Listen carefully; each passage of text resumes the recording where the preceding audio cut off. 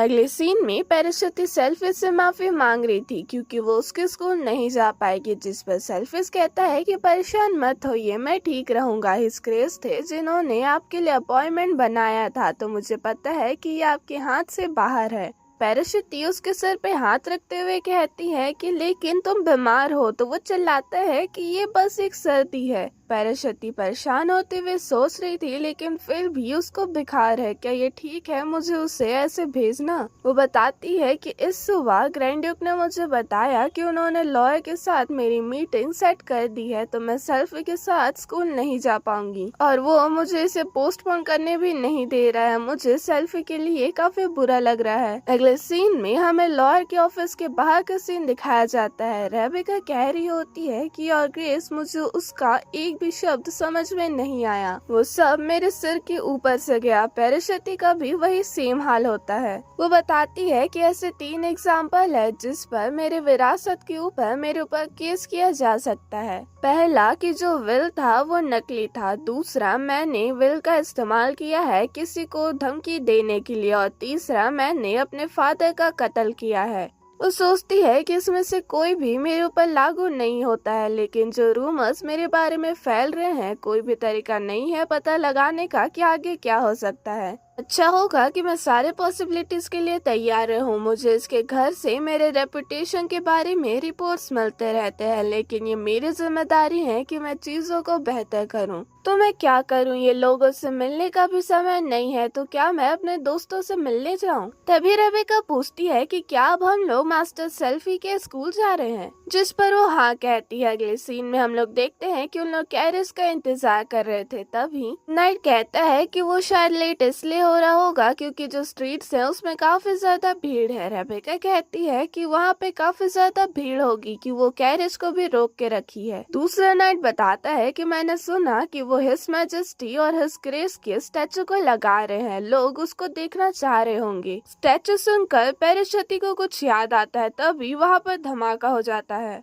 पैराशूटी सोचती है कि अब मुझे याद आया, मुझे पता है कि वो स्टैचू क्या था। फिर वो भागने लगती है। फिर हमें पहले का सीन दिखाया जाता है, जो शिव है वो पैराशूटी को लेके भाग रहा था। पैराशूटी पूछती है कि क्या हुआ, फिर वो उसे एक टूटे हुए स्टैचू के सामने रोक देता है और अभी भी वो स्टैचू बिल्कुल उसी टुकड़ों में टूटा हुआ होता है। पैराशूटी सोचने लगती है, उसके बाद मैंने देखा था आर्टिकल्स को जो कि आसमान से गिर रहे थे और वहाँ पर भी आर्टिकल्स गिरने लगते हैं। अगले सीन में पैराशूटी गैरेज में होती है और सोच रही होती है कि ये बिल्कुल वैसा ही था जैसे मैंने पहले देखा था, और जो टूटे हुए टुकड़े थे वो भी बिल्कुल एक लग रहे थे, तो मैं गलत नहीं थी, मैं सच में समय में पीछे आ चुकी हूँ। रेबेका पूछने लगती है कि और ग्रेस, क्या आप सच में ठीक है?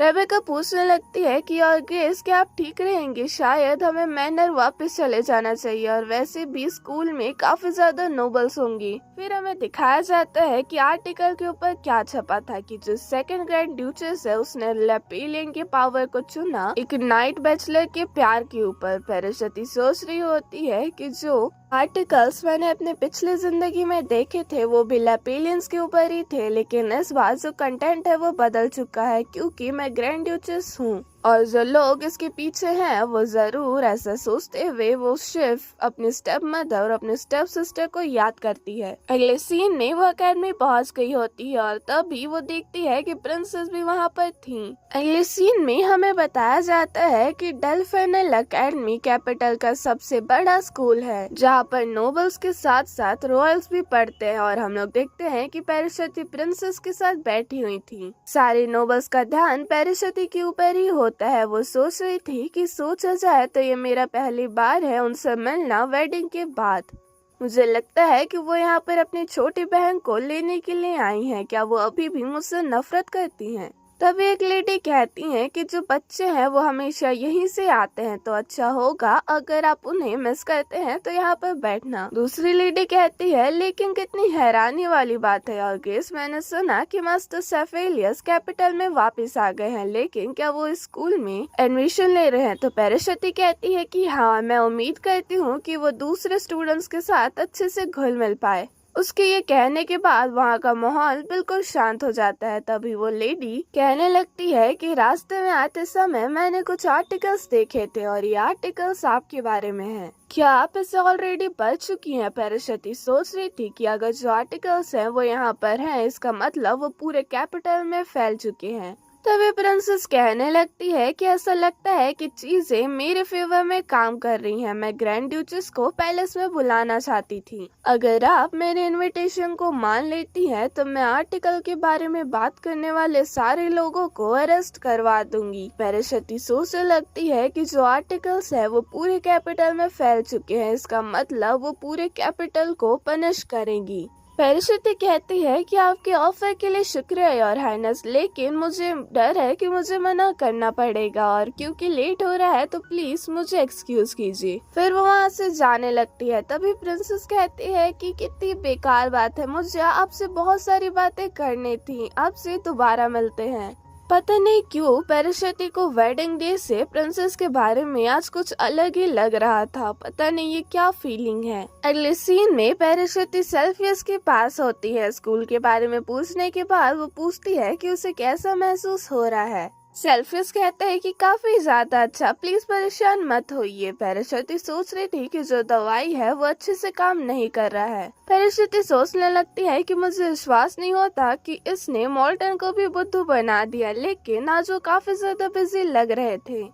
आगे जब उन लोग बाहर निकलते हैं तो उनके सामने थियोडर होता है। अब यहाँ पर थोड़ी सी कंफ्यूजन है क्योंकि कहीं कहीं पे थियोडर है और कहीं कहीं पे थर्दियो, तो मैं थियोडर ही बुलाऊंगी क्योंकि मैं इसी नाम से बुला रही थी, लेकिन अगर आप थर्दियो भी देखें तो कंफ्यूज मत होइएगा। पैराशती पूछती है कि आप यहाँ पर क्यों आए हैं, तो वो कहता है कि मुझे नहीं लगा था कि तुम यहाँ पर होगी। फिर वो सेल्फियस से उसके स्कूल के बारे में पूछता है तो सेल्फियस एक्साइटेड होते हुए कहता है कि वो काफी अच्छा था। पैराशती सोचने लगती है कि वो जरूर यहाँ पर सेल्फी को लेने के लिए आया होगा, वो जरूर उसके बारे में काफी परेशान होगा उसके कठोर शब्दों के बाद भी। सेल्फियस पूछता है कि क्या आपका स्कूल में कुछ काम था, तो पैराशती कहने लगती है कि सेल्फी थियोडर यहाँ पर तुम्हें घर वापस ले जाने के लिए आए हैं।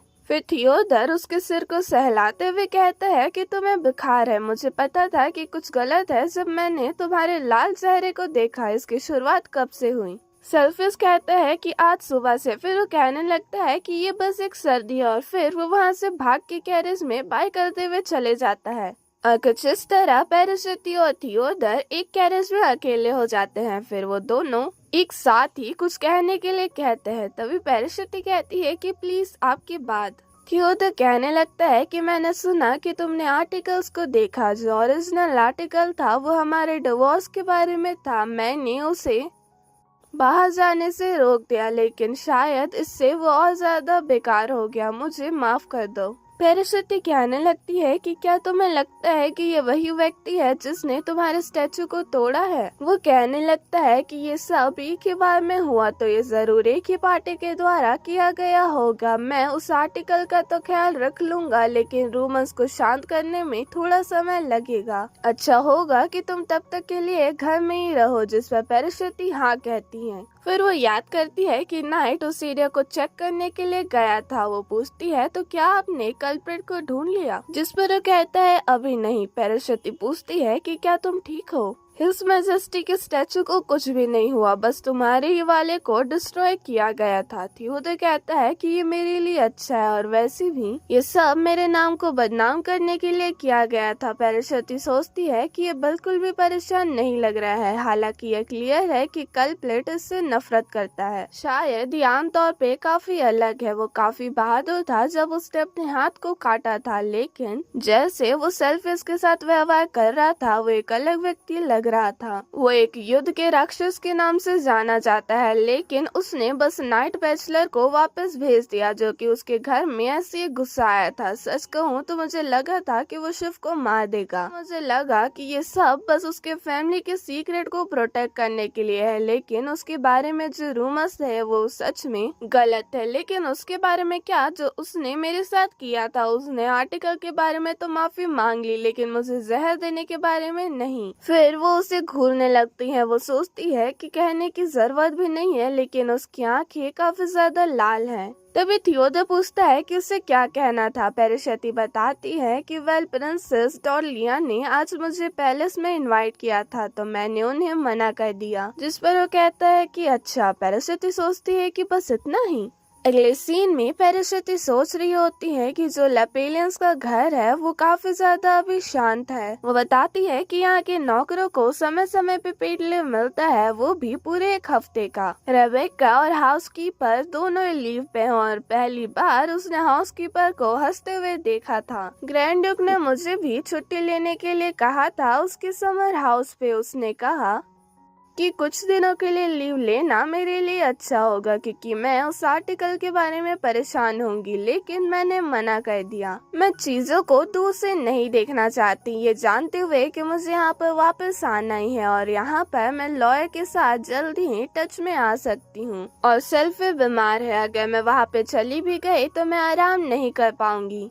तभी उसके सामने रेसिडेंस का मैनेजर होता है जो कि डॉक्यूमेंट्स को उठा रहा था। वो उससे माफी मांगता है। मैं बता दूं कि ये मॉल्टन का सबसे बड़ा बेटा है। तभी वो उसे पैलेस से आया हुआ एक लेटर देता है। पैरिशती कहती है लेकिन पहले मुझे इन पेपर्स उठाने में आपकी मदद करने दीजिए। तभी वहाँ पर मॉल्टन आते हुए कहता है कि प्लीज उसे ऐसे ही छोड़ दीजिए। और गेस बॉय, तुम इतने ज्यादा क्लमजी कैसे हो सकते हो, तुम हर ग्रेस के सामने हो।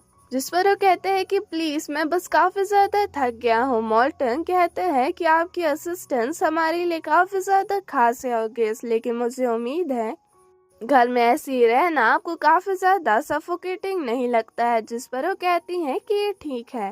तभी मॉल्टन का बेटा कहता है कि एक गेस्ट आपसे मिलने के लिए आया है योर ग्रेस। जिस पर मॉल्टन उसे मारते हुए कहता है कि तुम्हें हमें पहले बताना चाहिए था। फिर वो पैरिशती से कहता है कि प्लीज ये सारी चीजें हम पे छोड़ दीजिए और ग्रेस।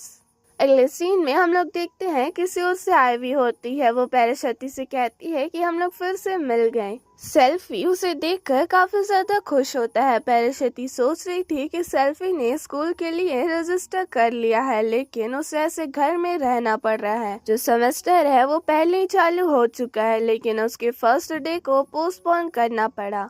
जो ग्रैंड ड्यूक है वो घर से काम करते हैं और हमेशा सेल्फी के पास रहते हैं। डॉक्टर ने कहा कि उन्हें सर्दी है और ये बिल्कुल भी सीरियस नहीं लग रहा है, लेकिन वो मुझे उसके रूम में भी जाने नहीं देता है, ये कहकर कि ये छूने से फैलता है। पता नहीं ये प्रिकॉशन जरूरी है भी कि नहीं। और मैं उन मेड्स को भी नहीं देखती हूँ जो कि इसे सर्व करते हैं। क्या उसे वो मिल रहा है जो कि वो खाना चाहता है? फिर वो उसके पास जाके कान में कहती है कि क्या तुम्हें कुछ खाना है? जिस पर सेल्फियस खुश होते हुए कहता है स्ट्रॉबेरी केक। तभी थियोडर कहने लगता है कि इसका टेम्परेचर अभी भी काफी ज्यादा है। पैरिशती कहती है शायद हमें एक एक करके इसका ख्याल रखना चाहिए और मैं भी सेल्फी को देखना चाहती हूँ। थियोडर कहता है कि हम लोग ऐसा नहीं कर सकते, हमें नहीं पता है कि इसके बीमारी के पीछे क्या कारण है। पैरिशती सोचती है कि मुझे लगा कि उन्होंने कहा कि इनकी बीमारी छूने से फैलती है, लेकिन इनको नहीं पता है कि ये किस कारण है। तभी वो कहता है कि हमारे अंकल जल्दी ही यहाँ पर आएंगे। वो हमारे फैमिली डॉक्टर हैं। वो सेल्फी की कंडीशन को देखना चाहते हैं और तुमसे मिलना चाहते हैं। पैरिशती सोचती है तो मेरा खून उन्हें भेजा जाता था। तभी सियोल से कहती है कि मैं सेल्फी के साथ रहूंगी। थियोडर तुम जाओ और उन्हें ले आओ, वैसे भी मैं यहाँ पर कल तक रहूंगी। अगले सीन में थियोडर और पैरिशती एक साथ चल रहे होते हैं तो पैरिशती उसके पास जाके कहती है कि जो प्रिंसेस है वो काफी ज्यादा लेटर्स भेज रही हैं, तो क्या हमें कम से कम उन्हें एक रिप्लाई नहीं भेज देना चाहिए? जिस पर वो कहता है कि उन्हें इग्नोर करो। पैरिशती परेशान होते हुए कहती है लेकिन वो इम्पीरियल प्रिंसेस से है और ये ऑलरेडी तीसरा लेटर है। जिस पर थियोडर कुछ नहीं कहता है। पैरिशती सोचने लगती है कि हम लोग इम्पीरियल प्रिंसेस के बारे में बात कर रहे हैं, क्या ये सच में ठीक होगा अगर हम उन्हें ऐसे इग्नोर करें? लेकिन मुझे क्या पता, मैं श्योर हूँ कि ग्रैंड ड्यूक उसे हैंडल कर लेंगे और वैसे भी मैं उनसे मिलना नहीं चाहती। तभी थियोडर रुकता है और उससे कुछ कहने के लिए मुड़ता है, लेकिन कहता नहीं है। आगे पैरिशती सोच रही होती है कि एक फैमिली डॉक्टर, शायद वो एक डॉक्टर कर्ज को हटाने के लिए बने होंगे, लेकिन पंडितों ने कहा कि जो कर्ज हैं वो काफी पहले ही गायब हो चुके हैं। तो फिर कितना समय हो गया है लेपेलियंस को पहली बार कर्ज हुए? अगले सीन में रात हो गया होता है और पैराशूटी सेल्फियस के पास केक लेके जा रही होती है। वो सोचने लगती है कि मैंने नोटिस नहीं किया था क्योंकि लेडी सीओ से मेरे वेडिंग वाले दिन काफी जल्दी निकल गई थी, लेकिन वो सेल्फी से काफी करीब लगती हैं। वैसे भी वो परिवार है। ये सुनने के बाद वो थोड़ी उदास हो जाती है। अगले सीन में वो दरवाजे के सामने होती है। वो खटखटाती है लेकिन तभी उसे अंदर से कुछ आवाजें आने लगती है। वो फिर से दरवाजे को खटखटाती है लेकिन कोई भी दरवाजा नहीं खोलता, तो वो अपने आप दरवाजे को खोल देती है और अंदर वो देखती है कि सेल्फियस का हालत काफी ज्यादा खराब होता है। फिर हम लोग थियोडर को उसके अंकल और बास के सबसे बड़े बेटे के साथ देखते हैं, जो कि कुछ देख के शॉक हो जाते हैं। हम देखते हैं कि वो पैराशूटी होती है जो कि खून में लिपटी हुई भाग रही थी। तो इसी के साथ हमारे चैप्टर यहीं पे खत्म होता है। अगर आपको वीडियो अच्छी लगी होगी तो like comment subscribe share and high जरूर कीजिएगा। Thank you for watching.